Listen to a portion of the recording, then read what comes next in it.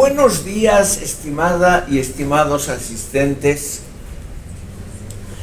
Acercándose el fin de este semestre y de este curso, primeramente una pequeña indicación técnico-administrativa. Hasta el 7 de noviembre, tendrían ustedes, los que tienen interés por calificación, que entregar un pequeño trabajo escrito, es decir, una muestra de lo que ustedes han aprendido y sobre todo cómo piensan ustedes.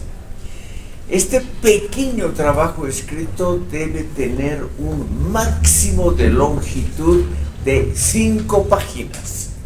5 páginas de computación, es decir, una cosa relativamente breve. La única condición sobre el tema es que ustedes elijan cualquier tema que ha sido tratado en este módulo. No hay ninguna limitación.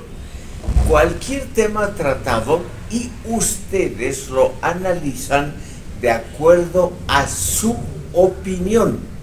Es decir, no hay que repetir lo que ha dicho el docente, que puede estar equivocado. No hay que repetir lo que dice Internet o lo que dicen los libros, sino que se va a calificar el aporte propio de ustedes. Por ejemplo, un gran tema, a mí me parece, pudiendo equivocarme, que sea el docente se equivoca, porque la situación no es como la ha pintado el docente, sino es diferente. Ese sería un gran tema que ustedes elijan. Por ejemplo, hemos mencionado a un notable sociólogo y político boliviano, como ha sido René Zavaleta Mercado, y un tema interesante sería que ustedes digan: el docente nos ha contado un cuento chino. Zavaleta Mercado ha dicho, ha explicado, ha expuesto otras cosas. Eso sería un esfuerzo propio de análisis. Es decir, no la repetición de lo que han escuchado o de lo que han leído, etcétera, sino realmente el intento de hacer un esfuerzo personal. No importa si está mal redactado, un esfuerzo personal, original, que no sea repetición. Eso será muy bien calificado.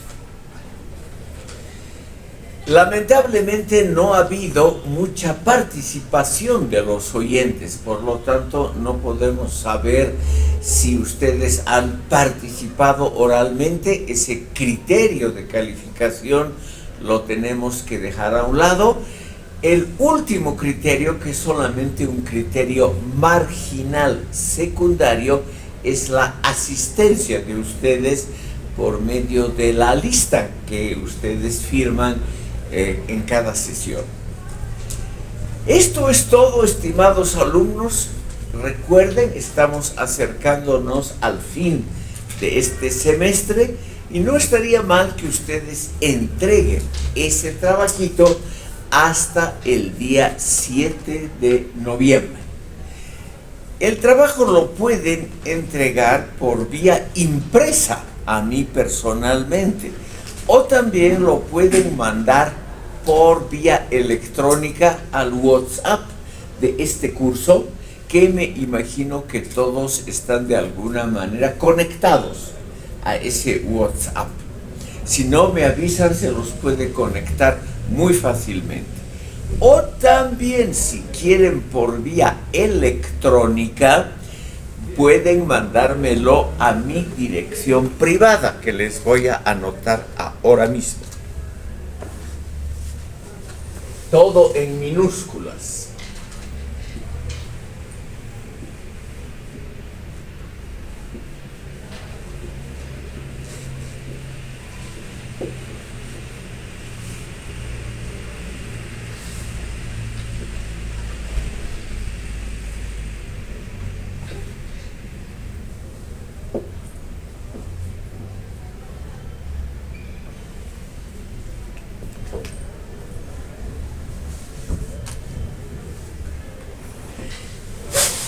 reitero, pueden entregármelo por escrito en alguna sesión que todavía vamos a tener hasta mediados de noviembre.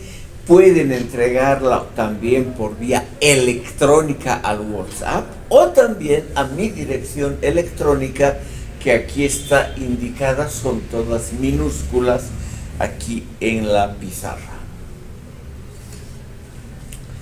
Estimados oyentes, hoy vamos a ver un tema que me imagino puede interesar a ustedes porque se trata de algo muy actual: la sociología de los medios de comunicación.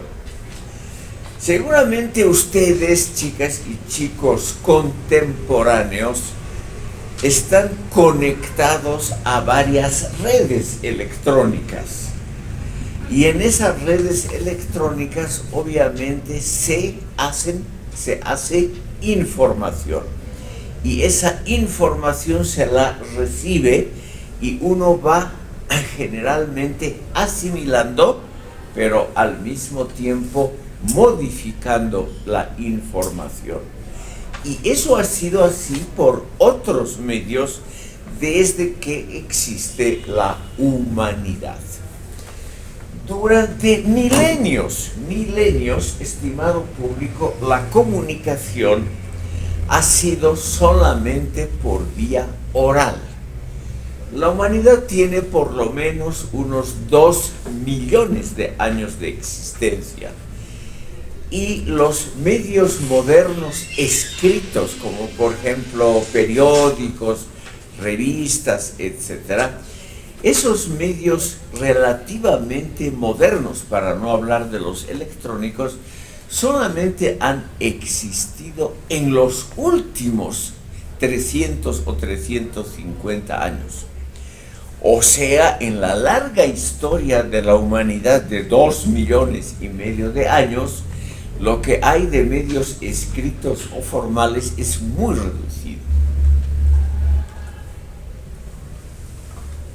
Todavía hoy los llamados medios orales son extremadamente importantes porque conforman los primeros años de la existencia de cada ser humano, donde la comunicación es necesariamente oral.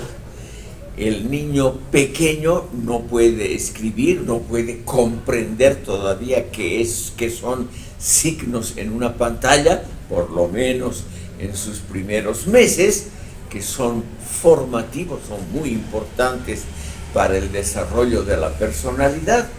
Y por ello los medios orales, la gesticulación de la madre, las palabras de los padres, etc., esos medios informales son extremadamente importantes para que el niño desarrolle la capacidad de recibir información y asimilarla.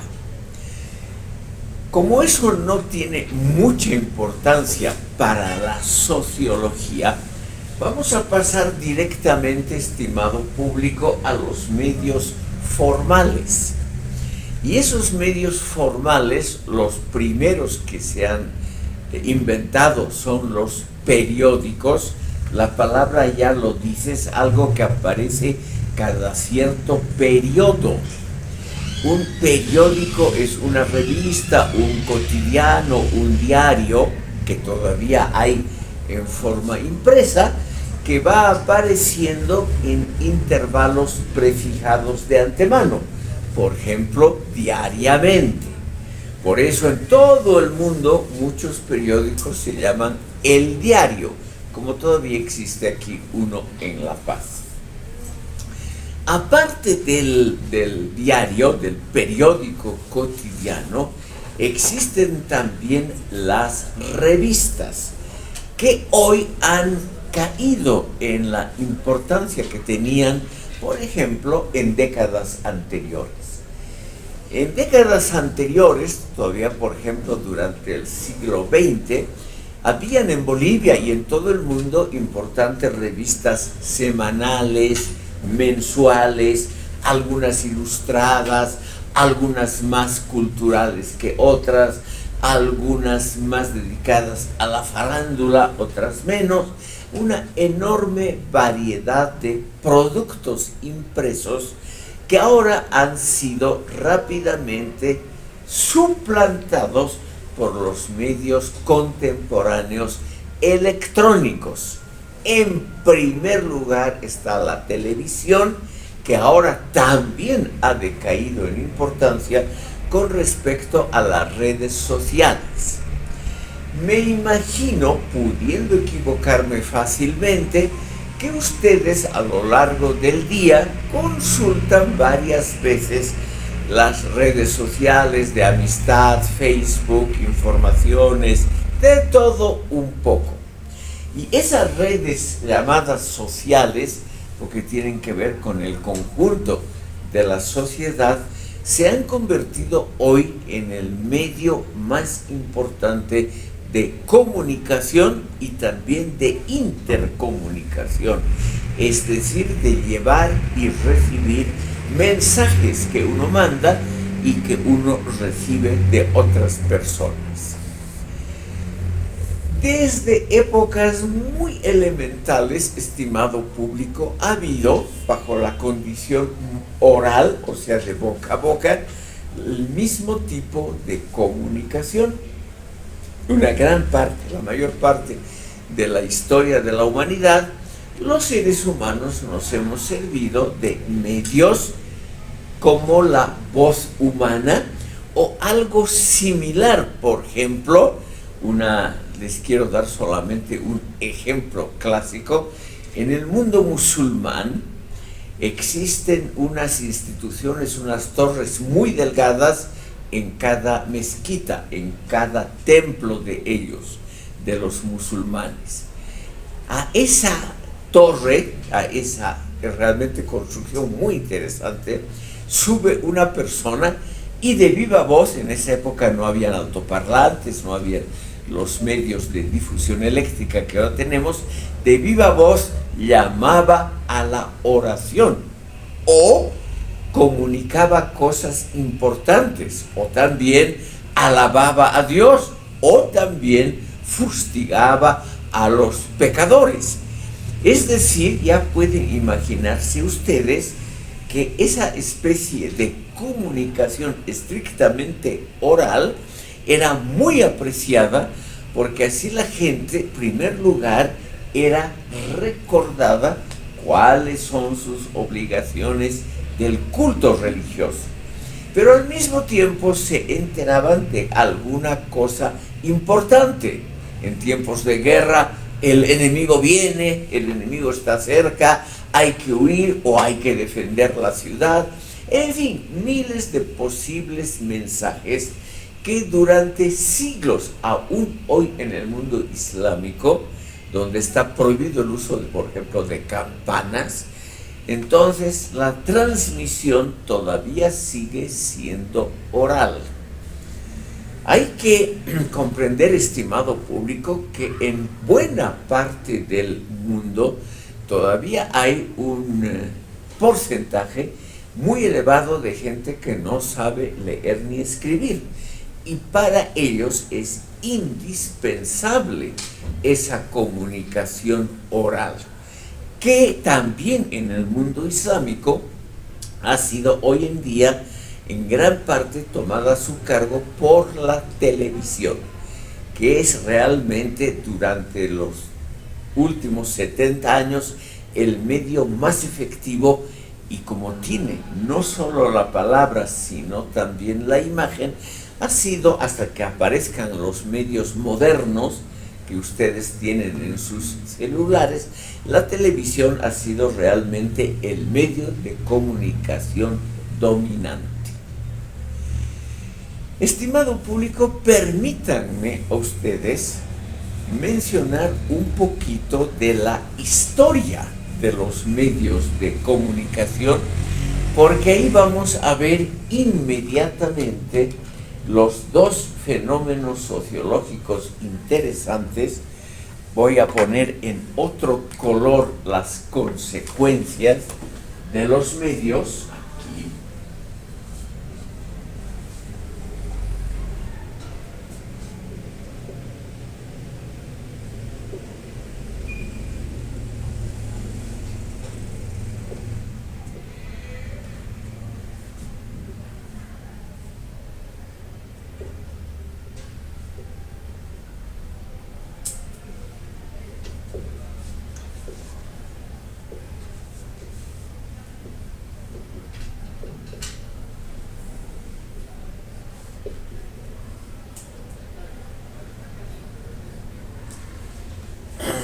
tienen ustedes, estimado público, los dos efectos sociológicos más importantes de los medios de comunicación.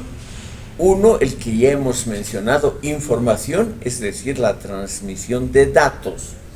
Pero, al mismo tiempo, toda transmisión de datos puede, no necesariamente tiene que, pero puede contener un elemento de manipulación de la conciencia, seducción del sujeto que escucha. Eso desde la más remota antigüedad.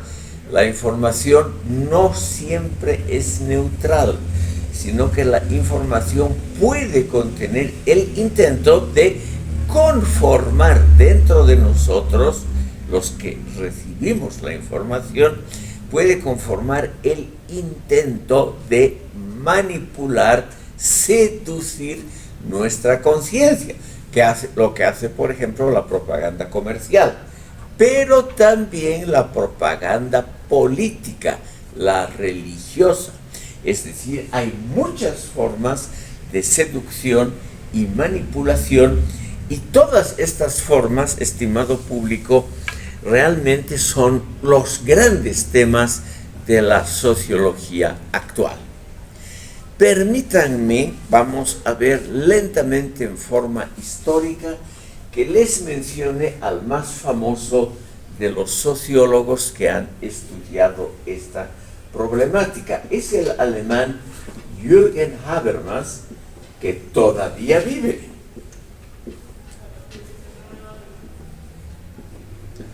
Nacido en 1929. Toda su obra está traducida al español.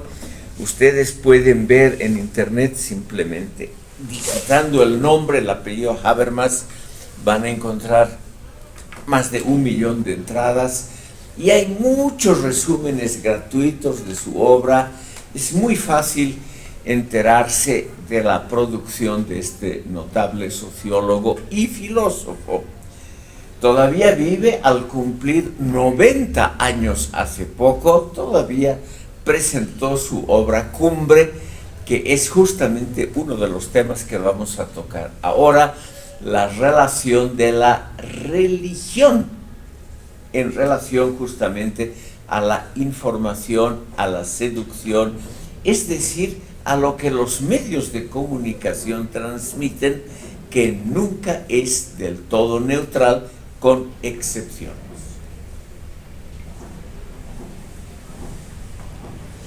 Jürgen Habermas ha estudiado, estimado público, este asunto de los medios de comunicación y ha publicado muchos libros sobre esta temática. Ustedes no tienen que anotar esto porque nadie les va a preguntar, pero la obra más conocida de él se llama El cambio estructural de la opinión pública. El cambio estructural de la opinión pública, publicado en 1962, y de ahí voy a sacar algunos datos para la sociología de la comunicación.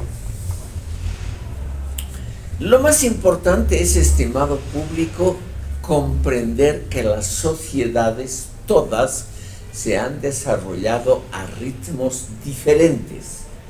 No hay, dice Habermas, por suerte, ninguna sociedad que sea absolutamente igual a la otra y que siga matemáticamente el mismo ritmo de desarrollo, es decir, la velocidad de desarrollo.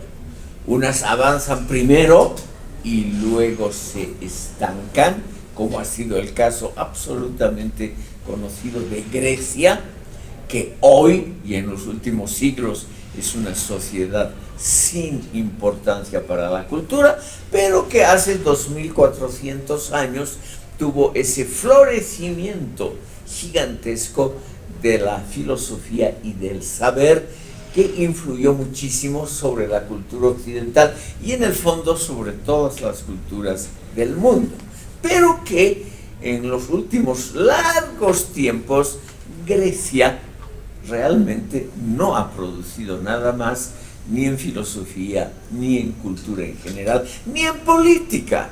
Lo que pasa hoy en día, y Grecia es un estado soberano, lo que pasa hoy políticamente en Grecia no preocupa a nadie. Y lamentablemente lo mismo, lo que el modesto pueblo griego hoy produce en filosofía, sociología, en ciencias jurídicas, es algo que no influye sobre el resto del mundo. Ahí tienen ustedes el típico ejemplo de que la evolución de las sociedades es realmente muy diferente unas de otras. Unas pueden ser muy brillantes, como Grecia, en sus comienzos, y luego quedarse estancada durante largos siglos. Y en cambio otras van avanzando y probablemente se van a estancar en el futuro. Eso es lo previsible. Jürgen Habermas entonces nos dice que esa diferencia de ritmo, de calidad del desarrollo, de innovaciones técnicas y sociales, ha sido realmente muy diferenciado a lo largo de toda la historia. Para nuestro tema de la opinión pública hoy, es interesante el desarrollo de la opinión pública en el llamado mundo occidental, o sea, en Europa occidental, a partir más o menos del Renacimiento, o sea, del siglo XV.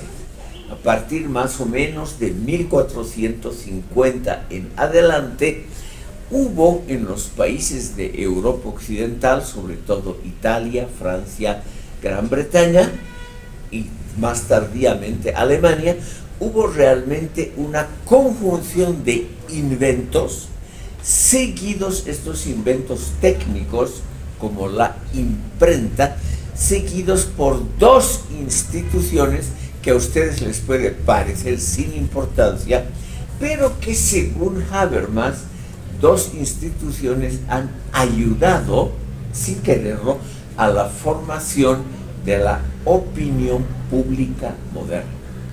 Esas dos instituciones son, aunque les parezca curioso, el café y el salón. El café, estimado público, es un sitio abierto a todos.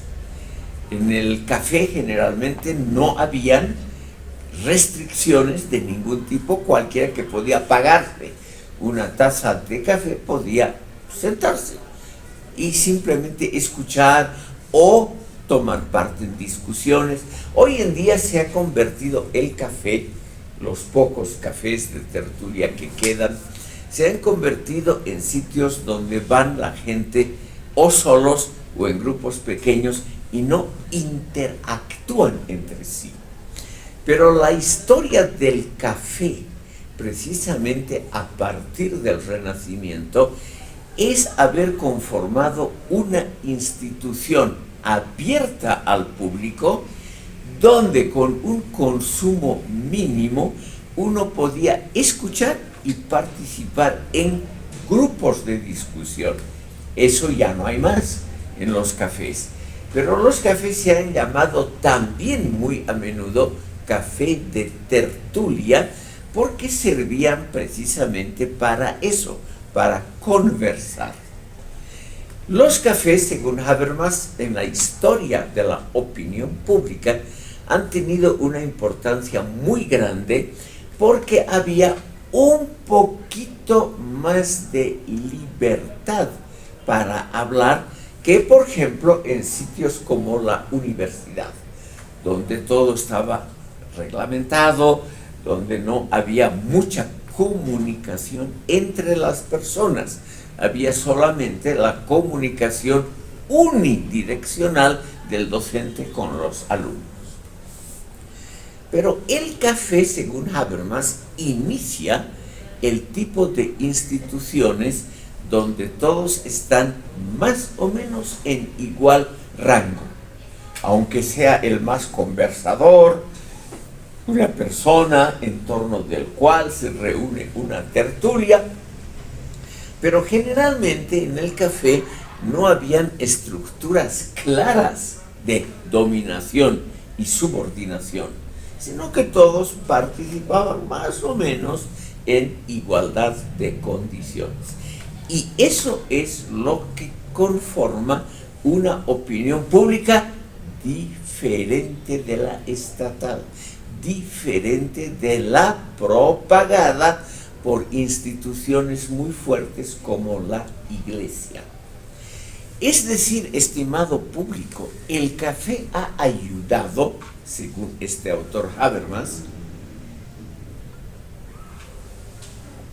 a conformar una opinión pública diferente de aquella opinión pública que irradian los centros ya institucionalizados. Durante siglos, los dos centros institucionalizados han sido el Estado y sus muchas reparticiones por un lado, y la Iglesia o las iglesias por otro. El café ha sido entonces la alternativa a estos dos centros institucionalizados. Y ha sido, según Habermas, un gran progreso en la historia de la humanidad, porque ahí se ha empezado a conformar una opinión pública algo diferente de la opinión pública oficial del Estado o de la Iglesia. ¿Por qué? Porque generalmente en el café, siempre hay muchas excepciones, no había espías pagados del Estado o de la Iglesia. Es decir, la gente podía hablar más o menos en forma libre, expresar sus opiniones, por ejemplo, sobre la marcha de los asuntos públicos, o podían expresar sus opiniones, que siempre son importantes, sobre asuntos comerciales y económicos del momento, o también, lo que siempre ha sido importante, sobre figuras públicas. En los cafés, y por eso no interesaba mucho a los espías, porque muchas de estas opiniones no tenían un trasfondo peligroso, ni para el Estado ni para la Iglesia. Se ha podido, en base a volantes, cartas, recuerdos, en forma, claro, provisional, reconstruir cuáles eran los grandes temas que se discutieron en los cafés de tertulia a partir del Renacimiento en las principales ciudades europeas. Y uno de los grandes temas era los precios de los artículos de consumo masivo, que es también un tema que no preocupaba mucho al Estado o a la Iglesia. El otro gran tema era hablar mal del vecino, que tampoco era un tema, digamos, político, que no valía la pena mandar espías para escuchar trivialidades en un café sobre los vecinos. Otro gran tema, porque ya había teatro, era hablar sobre actores y sobre todo sobre actrices. La presencia femenina, sobre todo la estética femenina, siempre ha atraído a la opinión pública y a los chismes, lo cual tampoco eran grandes temas que hubiesen significado una importancia política o eclesiástica. Lo único importante para el trasfondo de la opinión pública eran las opiniones políticas, pero en el café uno generalmente se cuidaba, tampoco no era así que todos hablaban contra el gobierno y menos conspiraban abiertamente, porque el café es un sitio precisamente abierto a la opinión pública. Cualquiera puede entrar a un café.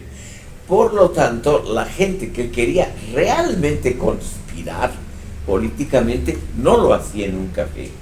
Por eso es, estimado público, que según Habermas, después de algunos esfuerzos que siempre los estados han hecho de mandar espías y controlar a esas instituciones, se dieron cuenta que en el fondo son cosas inofensivas.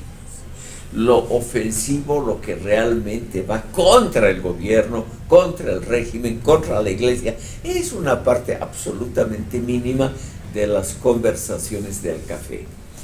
Pero se va conformando poco a poco algunas ideas matrices. Quiero exponerles dos ideas que se han ido conformando en los cafés de las ciudades de Europa Occidental a partir más o menos de 1600. Primer lugar, una opinión generalmente crítica en torno a la iglesia de ese país. Es decir, la iglesia con sus muchas regulaciones de la vida familiar e íntima, la iglesia con sus muchas pesadas y aburridas obligaciones, y la corrupción que siempre ha existido entre sacerdotes y dignatarios eclesiásticos siempre ha sido un tema interesante en los cafés. Y por lo tanto, esto ayudó, según Habermas, a la formación en la época ya de los siglos XVII y XVIII a una opinión anticlerical que en círculos intelectuales, universitarios, es decir, de la gente pensante, se volvió mayoritaria en Europa Occidental. Una opinión anticlerical. Sobre todo el siglo XVIII, el siglo de las luces, el siglo de la Ilustración. Este siglo XVIII, el siglo de Voltaire, que era el gran ilustrado anticlerical, ha sido la época donde mejor se ha desarrollado una opinión crítica, sobre todo ante dos cosas: la incongruencia entre lo que la incongruencia entre lo que la iglesia enseñaba y lo que practicaban en la vida cotidiana los sacerdotes. O sea, había una distancia, una diferencia entre la prédica, generalmente muy buena, muy santa, etc., y la conducta cotidiana de sacerdotes, que generalmente no era congruente, o sea, idéntica a la prédica. Y eso generalmente no aparecía en la prensa escrita, pero se comentaba en los cafés. Las aventuras económicas, la acumulación de dinero por sacerdotes, las aventuras eróticas de los mismos, todo eso era obviamente un motivo preferido de las charlas de café. Y naturalmente todo eso a la larga ha ido en detrimento de las iglesias. Lo primero que ha hecho la Revolución Francesa en 1789 es separar la iglesia del Estado, convertir a la fe religiosa en un asunto estrictamente personal, individual, y no en un asunto público. Por ejemplo, todavía hoy en países como Francia está totalmente prohibido en las escuelas el poner signos religiosos en las aulas o en los espacios públicos de las escuelas. Lo mismo en Alemania, está totalmente prohibido cualquier demostración de una preferencia religiosa de las instituciones. Tienen que ser laicas. Y esto, estimado público, según Habermas, es un gran avance sociológico. Es decir, convertir a la religión, no prohibirla, sino convertirla en algo estrictamente privado que no tiene que ver con la vida pública, con la vida estatal, con trámites, no tiene que ver con la resolución de problemas como infraestructura, carreteras, hospitales, etc. Separar la creencia de la acción gubernamental. Según Habermas, eso ha sido algo que se empezó mucho tiempo antes a discutir y en forma exitosa en los cafés de tertulia. O sea, en los cafés de tertulia, para repetir, predominaba desde un comienzo una opinión crítica y luego francamente contraria a las prácticas cotidianas de las iglesias, tanto a las católicas como a las protestantes, y en el mundo de Europa Oriental contra las iglesias ortodoxas. El otro gran tema, estimado público, o sea, el sentimiento anticlerical es el primer tema. El segundo tema es la crítica de las escuelas y enseñanzas. Cuando la gente se reunía, según Habermas, la gente intercambiaba recuerdos sobre la escuela y sobre la universidad. Y esos recuerdos comentados, pensados, es decir, de alguna manera en el café, al intercambiar opiniones, se analiza el resultado de la escuela y de los institutos de formación superior. Y ese resultado es negativo para las instituciones. O sea, realmente desde un comienzo el café ha contribuido a ese segundo gran tema, que es la reforma de todo lo que tiene que ver con educación. La educación es, y es tal vez hasta hoy, un tema preferido de la tertulia de calidad intelectual. Aquí, por ejemplo, se puede criticar. Aquí el profesor, como yo, habla y dice cualquier cosa, y la audiencia pasivamente, como ustedes, parecen aprobar lo que dice el profesor, en lugar de criticarlo. Eso, estimado público, se discutió desde que existe la institución del café de tertulia. O sea, esa actitud pasiva de los alumnos y receptiva, favorable a las opiniones del maestro, del profesor, del docente, opiniones que podían estar completamente equivocadas, pero que el público asistente no se atrevía a criticar. Entonces tenemos una actitud contra las iglesias dominantes, contra los sistemas educativos, como los grandes temas de la tertulia en los cafés hasta la Revolución Francesa. Otra institución que a ustedes les va a parecer muy curiosa, porque ya no existe, es la institución del salón. El salón, la palabra misma ya lo dice, es una sala grande. O sea, un salón es un aumentativo de sala. A partir ya del siglo XVII, en todas las ciudades grandes de Europa, la gente se aburría. No había cine, estimado público, no había televisión. No es como ahora que hay cientos de posibilidades de diversión. Y la gente de clase media y alta, que tenía más tiempo libre que los trabajadores, o sea, que disponía de esa cosa tan preciosa como es el tiempo libre, esa gente se aburría y por lo tanto buscaban reunirse, hacer sociabilidad. El salón es una institución que nace en Francia en el siglo XVII.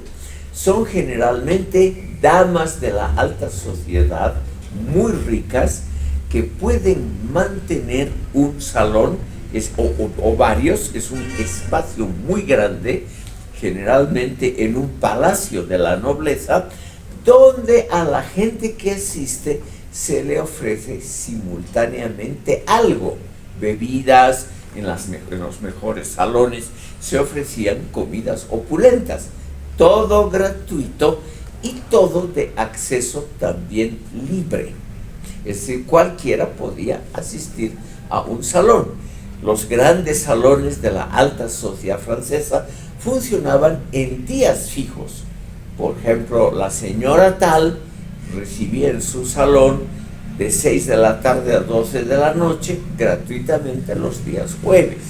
Esa era una institución muy, muy popular, porque esos salones, como eran de gente de clase alta, estaban de alguna manera protegidos contra la intervención policial o los esbirros del gobierno. Como eran gente de clase alta, naturalmente la policía no se atrevía a intervenir, porque además no habían generalmente opiniones o intentos de conspiración, sino que era igual que en el café, un intercambio libre de ideas. El salón lo que tenía como novedad es que era mucho más grande y generalmente, para distraer a la gente, la persona, generalmente mujeres, como les decía, que invitaban, contrataban o animaban a escritores o a personas ilustres a dar una especie de conferencia fácilmente comprensible. O sea, tenía al mismo tiempo el salón una función que podríamos llamar formativa. De alguna manera cultivaba a la gente asistente en un nivel fácilmente comprensible. No eran charlas eruditas, sino charlas comprensivas. Algunos salones han pasado a la historia. Por ejemplo, los salones donde acudía Voltaire, que era un maestro de interesar al público con una facilidad increíble de palabra y con opiniones, eso sí, cuidadosamente expresadas, con opiniones que eran algo diferentes al sentimiento común, y por lo tanto eso atraía la atención de gente que pertenecía a la clase media o alta, que tenía el gusto de participar, digamos, una vez a la semana en esos encuentros.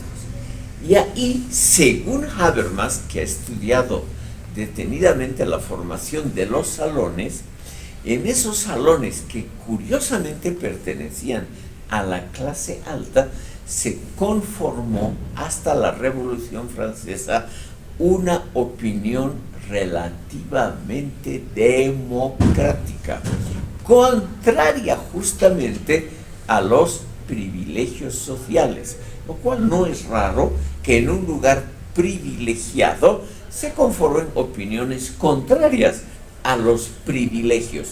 Eso es un dato sociológico muy interesante. Los que producen literatura, doctrina, etcétera, a veces contra las instituciones, es gente que ha trabajado en las instituciones, o es gente que ha recibido dinero de aquello que critican, como los profesores izquierdistas. Es decir, es lo más usual en la historia de la humanidad. Para cerrar este brevísimo capítulo de cómo se va conformando la opinión pública, tenemos entonces los cafés y los salones como centros de una formación espontánea de opinión pública. Pero al mismo tiempo tenemos una formación más estructurada, a veces dirigida, de la opinión pública. Y esos son los periódicos que van apareciendo paulatinamente a partir del siglo XVII. En el XVIII ya las grandes ciudades tienen todas un periódico cotidiano. Ustedes han debido ver la estructura de un periódico todavía impreso aquí en La Paz. Todavía hay el diario, la prensa y otros menores que tienen más o menos la misma estructura. Eso no ha cambiado durante siglos. Una parte de noticias y otra de comentarios. Eso desde un comienzo ha sido lo típico de los periódicos. Las noticias por un lado, los comentarios por otro. Las noticias, sin embargo, pueden estar redactadas de tal manera que influyan sobre los lectores. Es decir, aquí vemos ya este fenómeno que lo he puesto en la pizarra. La información puede convertirse en seducción de la mente, en manipulación de la conciencia. Cuando uno, por ejemplo, en lugar de decir hoy en la guerra de Ucrania han muerto tantas personas por una bomba, se puede redactar la noticia de modo de influir sobre el lector o la lectora. Se puede redactar la noticia, por ejemplo, un infame ataque de uno de los bandos contra una escuela inofensiva que no tenía valor militar, mató a 50 niños inocentes que no tenían que ver con la guerra, etc. Automáticamente el lector desarrolla parcialmente una aversión contra ese agente que ha causado la destrucción. Entonces, de la forma más simple, estimado público, la información puede convertirse en manipulación de la conciencia. Y más todavía, estimado público, cuando pasamos de los periódicos a los medios audiovisuales, como la televisión, donde hay imágenes. Si se muestran, por ejemplo, imágenes de destrucción, cadáveres muertos, niños mutilados, en fin, se muestra el sufrimiento humano, se puede manipular esa noticia para que el lector desarrolle una aversión hacia uno de los agentes del conflicto. Eso es en el fondo, la sociología de los medios de comunicación, la transformación de la información en manipulación. Es algo muy antiguo, estimado público. Ya en una obra clásica de hace 2400 años, la retórica de Aristóteles ya mencionó el caso de que hay siempre una situación, una estructura desigual entre el emisor y el receptor de noticias, comentarios, etc. El receptor, o sea, el lector, el que ve un programa, etc., el receptor es generalmente pasivo. No quiere decir que crea todas las noticias, pero es pasivo. En cambio, el emisor, el que inventa y transmite la noticia, es el agente activo y él puede manipular a los oyentes, a los receptores de la noticia. Entonces, esta idea que viene de muy atrás, esta idea de que hay una asimetría, o sea, no hay en la comunicación una igualdad entre el que da la noticia y el que la recibe, el que emite un programa y el que solo ve el programa. Existe una clara asimetría. Eso significa que no están en el mismo plano. Uno puede manipular, el emisor, el que inventa el programa, el propietario del canal de televisión, el gerente del periódico, él puede manipular la opinión. Y el receptor, el lector, el que ve el programa de televisión, generalmente no percibe la intención manipuladora que puede tener un programa, una noticia, un simple comentario. Y aquí viene otro dato sociológico interesante, estimado público. No es una crítica de ninguna manera a los oyentes de este momento, los que me están escuchando. Es una opinión de casi todos los sociólogos.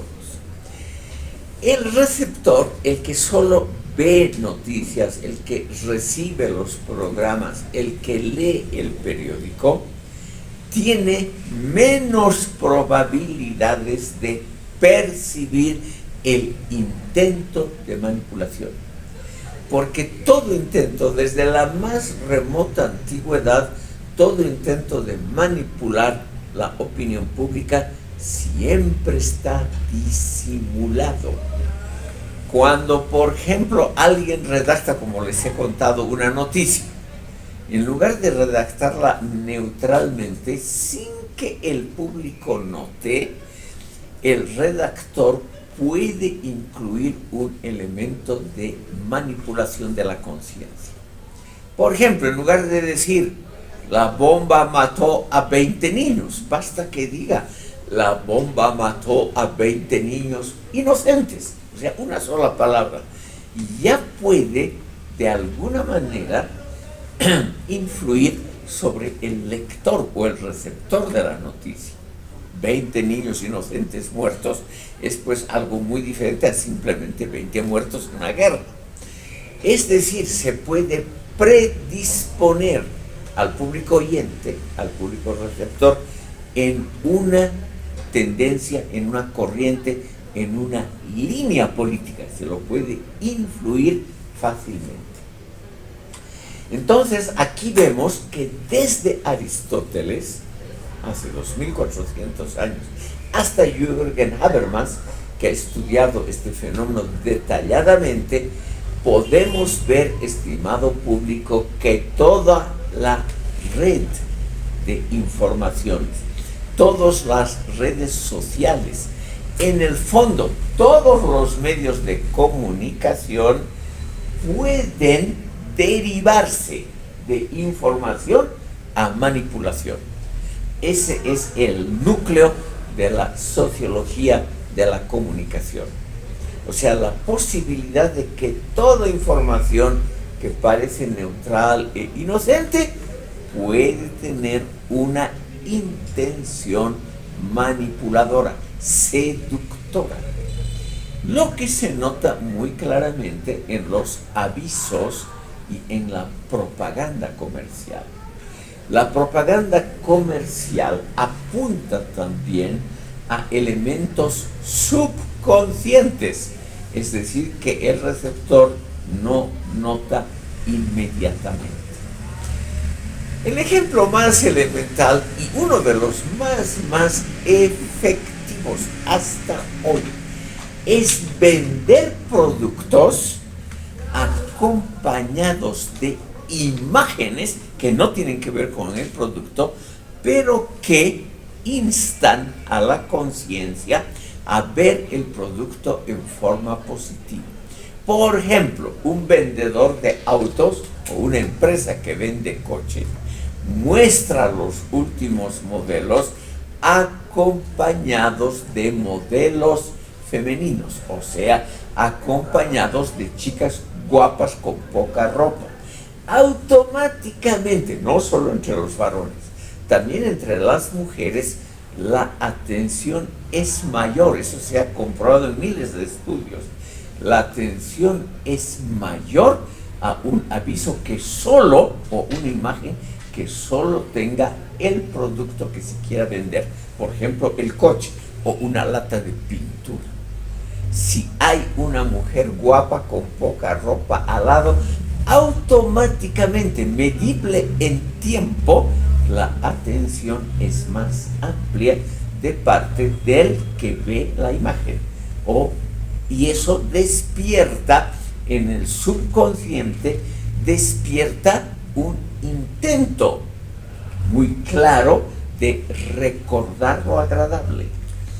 El ser humano trata de recordar casi siempre lo agradable y de evitar lo desagradable. Sigmund Freud, el gran investigador del subconsciente, ha notado que nosotros tratamos siempre de encubrir lo desagradable que nos ha pasado y al mismo tiempo tratamos de enaltecer, de mejorar lo poco agradable que nos pasa en esta vida. El principio de la seducción es el mismo.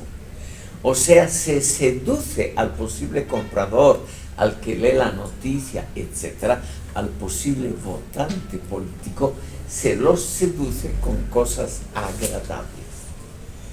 Un político que trata de seducir al público no puede ser un tipo desagradable, demasiado crítico. Tiene que ser alguien que irradie confianza. Mejor todavía si es una política bella y joven que al mismo tiempo irradie erotismo y confianza. Esa es una persona que claramente va a recibir mayor atención y posiblemente mayor número de votos que una candidata de edad avanzada que tenga un programa científico muy bueno, pero que no llegue al público. Entonces aquí viene otra conclusión de la sociología crítica sobre el mundo de los medios de comunicación. Los receptores, no todos, obviamente, los receptores en parte son infantiles, tienden a ser ingenuos, tienden como los niños pequeños a ser engañados fácilmente. El infantilismo del receptor, en este caso concreto, por ejemplo, del posible comprador de artículos o del posible votante político, el receptor, el ingenuo, tiene realmente algo de infantil.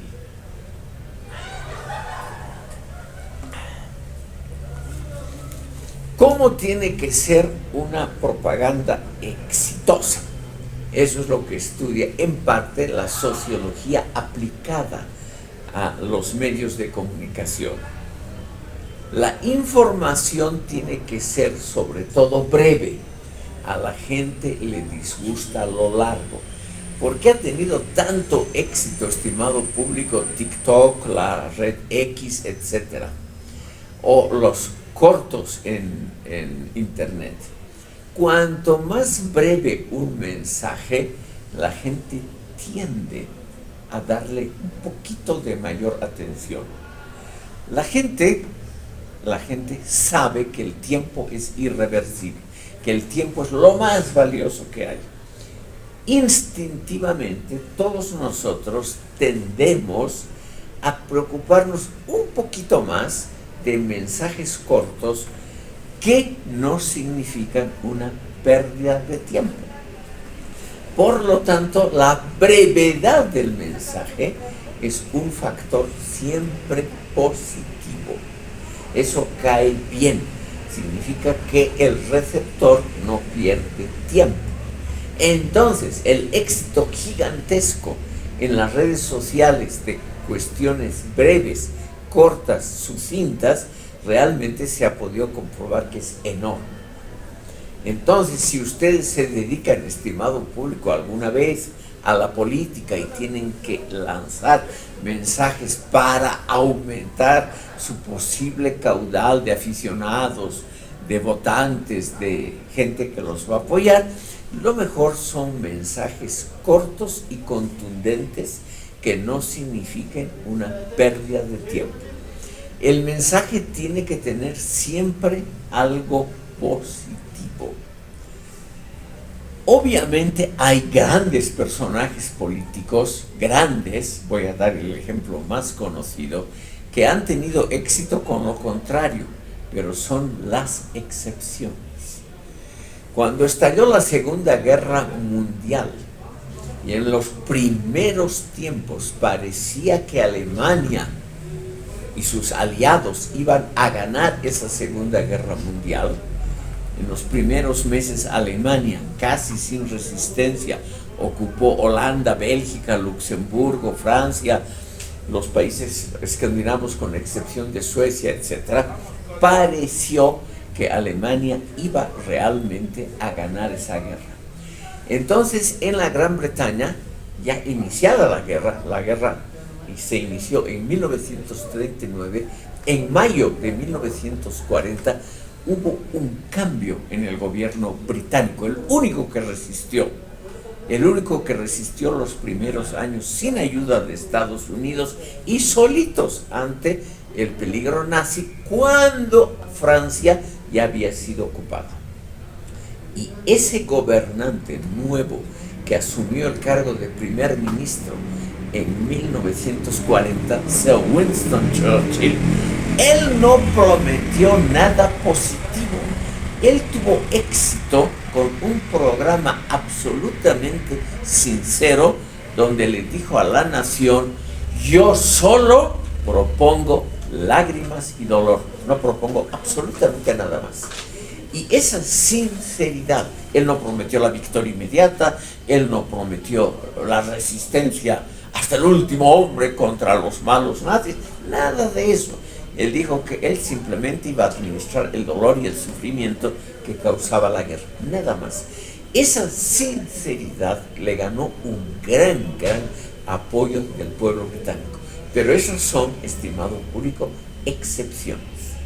Normalmente un político que diga yo solamente propongo dolor y sufrimiento, ese tipo obviamente no va a tener votantes, no va a tener apoyo.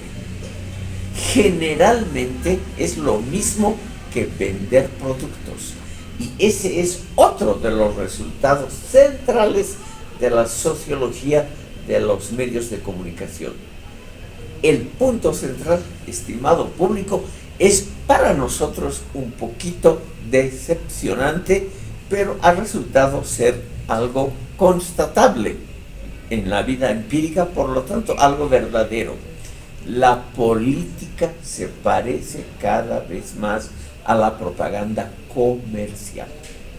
Es decir, la política ya no es la gran ocupación que trata de mejorar el mundo, que trata de presentar alternativas mejores al votante, que trata de presentar un programa racional, sino la mejor propaganda es la que miente, la que propone cosas agradables, la que actúa exactamente como vender un producto. Como les decía, la mejor venta de un producto es aquella que va acompañada de imágenes. Se han hecho muchos estudios, no es nada del otro mundo, estimado público, por ejemplo, sobre venta de algo muy caro, que son automóviles. Uno compra 1 o 2 automóviles en toda la vida, el ciudadano normal y corriente, no el millonario. Y esa venta generalmente uno cree que es una compra-venta muy pensada, muy reflexionada. La sociología de los medios de comunicación han demostrado que no es así. El votante, que ya ha hecho la unión con la política, el comprador de coches se hace lamentablemente seducir por factores inconscientes o subconscientes, cómo el auto es presentado, cómo el vendedor realmente lo envuelve con palabras bonitas al ingenuo comprador, y cómo siempre una presencia femenina, joven, bella y con poca ropa, ayuda muchísimo a decidir hasta al comprador más duro. Siempre tiene éxito. Por lo tanto, si ustedes se dedican al arte de la seducción, estimado público, ya saben lo que tienen que hacer. Juventud y erotismo son dos elementos extraordinariamente favorables porque tocan esos planos del subconsciente sobre el cual nuestro elemento racional no tiene control. Es decir, tendemos, y eso se ha comprobado empíricamente, por ejemplo, a dar más tiempo, a brindar mucho más tiempo a avisos que tienen algo de erotismo, y se trata de coches o de comida o de pintura o de lo que sea, en comparación con avisos neutros que solamente tienen datos, por ejemplo, precios, comparación entre precio y rendimiento, cualquier cosa así. Uno pensaría racionalmente que la compra de un objeto está sobre todo prefigurada o por lo menos influida por la relación entre precio y rendimiento del objeto. Pero eso lamentablemente no es siempre la verdad. Muchas veces la seducción tiene que ver con esos aspectos de nuestro subconsciente. Bueno, estimado público, quiero mencionarles dentro de la sociología un interesante estudio que ha sido publicado a fines del siglo pasado, en 1998, por el convenio Andrés Bello, que es un convenio educacional de los países de la área andina, sobre la situación de la universidad boliviana. Para los que se interesan, les pongo aquí el nombre del autor. Es un conocido sociólogo español, tal vez el más famoso sociólogo actual en España.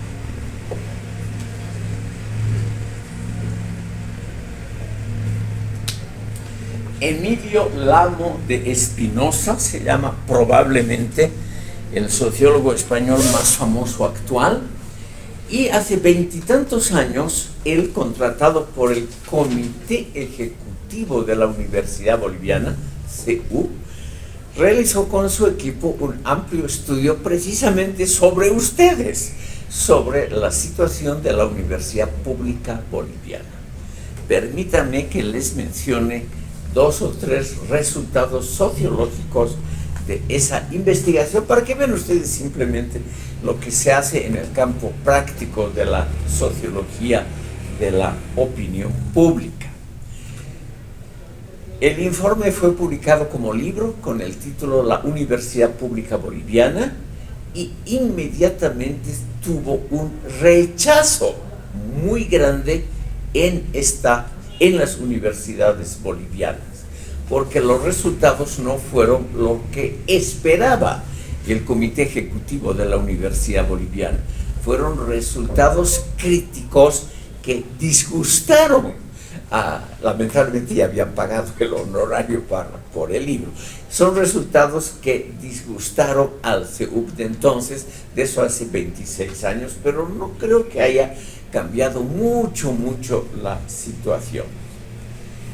En primer lugar, estimó, porque eso es lo típico de un estudio sociológico, se notó cuáles eran las motivaciones de los estudiantes para iniciar un estudio. No me refiero obviamente a ustedes, sino es un estudio de fines del siglo pasado. La motivación principal no era en los estudiantes el aprender algo serio, el investigar científicamente, sino era simplemente el seguir una especie de camino, de instrumento para ganar dinero y tener una buena posición social en el futuro.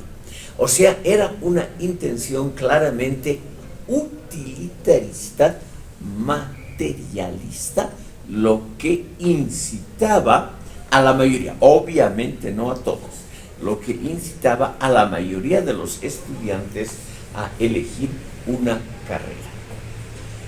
Ya en esa época, hace 20 y tantos años, se notó que había una enorme preferencia por carreras que prometían, por medio de la propaganda, que ya había mucha, de las universidades, sobre todo privadas, de carreras fáciles. Ya habían carreras que no son estrictamente académicas, como por ejemplo lo que estudian ustedes, Derecho, sino carreras prácticas, que en el fondo son típicos elementos de unidades de formación profesional, pero no necesariamente universidades.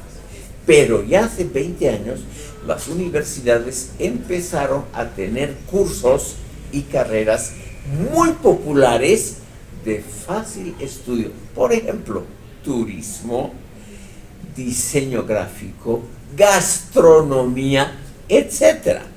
Esas cosas que son en realidad técnicas para una formación en un instituto superior, fueron adoptadas por las universidades por la enorme cantidad de gente que quería estudiar esas cosas.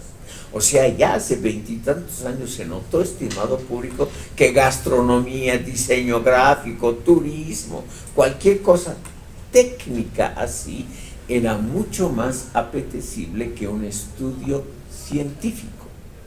O sea, una primera comprobación es que la motivación para estudiar no es una motivación científica, el deseo, por ejemplo, de aprender más, sino es una preparación para ganar más dinero. Lo cual es muy humano, obviamente, ¿no? Es en todo el mundo además así. No es ninguna novedad aquí en Bolivia, es una cosa mundial. La segunda motivación muy interesante, sobre todo del mundo estudiantil según este estudio, los alumnos apreciaban cursos rápidos donde no tenían que estudiar, es decir, que leer mucho, no tenían que perder tiempo haciendo comprobaciones o estudios, como es lo típico todavía de ciencias naturales. Los alumnos preferían sistemas de enseñanza que sean rápidos y fáciles. O sea, la facilidad era el criterio más importante. En lugar de estudiar esas materias difíciles, física, química, matemáticas, que siguen siendo hoy carreras muy minoritarias, la gente estudiaba cosas que tengan una profesión clara a la vista. Y el tercer resultado, que se refiere a los docentes, es el siguiente.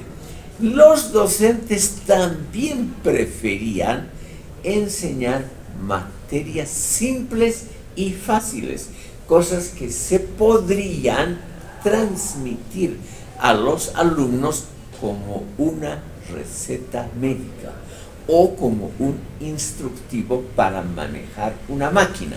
O sea, algo fácil, algo que se podía rememorar, es decir, memorizar fácilmente y que se lo podía aplicar en muchísimos casos. También los profesores preferían eso. Y el estudio concluye con el tema que estamos tratando. Es decir, es la misma evolución de los medios masivos de comunicación. La tendencia mundial, por lo tanto, podemos decir, estudiada por la sociología de los medios de comunicación, es una tendencia a lo rápido, a lo fácil, a lo que no implica un esfuerzo intelectual. Curiosamente, en el mundo universitario, a nivel mundial, todo lo que tiene que ver con esfuerzo intelectual ha caído en la apreciación de docentes y estudiantes en comparación con carreras y estudios que pueden ser adquiridos en forma fácil y que tienen sobre todo un futuro redituable. En todo el mundo es así. Por eso es, estimado público, que no solo aquí en Bolivia, sino que en gran parte del mundo, por ejemplo, nuevos estudios universitarios con los llamativos títulos de gastronomía o cosas por el estilo, es en el fondo aprender a cocinar adecuadamente y listo. Esos estudios, en primer lugar, han pasado de ser una mera técnica a ser una ciencia. Y muestro así gráficamente porque han pasado de ser algo subalterno como una mera técnica a ser algo científico. Lo mismo diseño gráfico, modas, todo eso son ahora en todo el mundo carreras universitarias extraordinariamente populares. Por ejemplo, vestimenta y moda se ha convertido en Europa en una de las carreras más universitarias, más exitosas, lo cual antes era la ocupación de sastres o de personas que se dedicaban a cosas muy simples. Entonces ya hemos visto algunos elementos fundamentales de la sociología de la opinión pública. Para los que han llegado más tarde, permítame que repita lo mismo del comienzo. Ruego a ustedes presentar un trabajo escrito de máximo 5 páginas de longitud máximo, sobre cualquier tema tratado en el módulo, cualquier tema.